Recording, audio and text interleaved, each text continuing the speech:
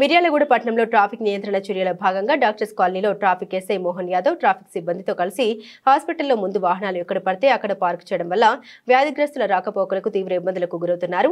Hospital నిర్వాహకులకు వాహనాలను park చేసుకునే విధంగా సెల్లార్లు ఉన్నప్పటికీ వాహనాలను రోడ్లపై పెడుతున్నారని, వాహనాలు రోడ్లపై పెట్టకుండా చర్యలు తీసుకోవాలన్నారు.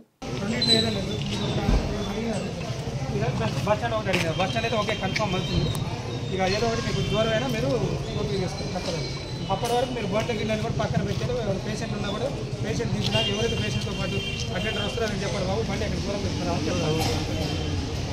చెప్పాలి.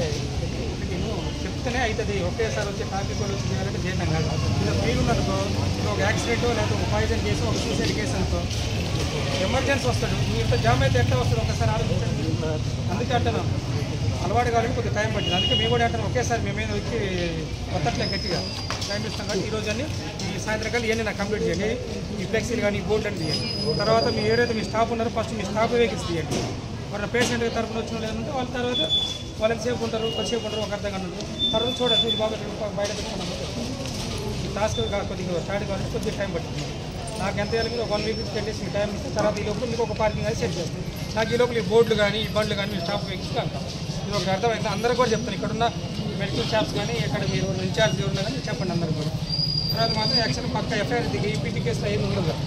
1, 2 సార్లు 3వ సారి కేసు ఒక ఫస్ట్ బండి క్లియర్ చేయండి. బండి క్లియర్ అయితే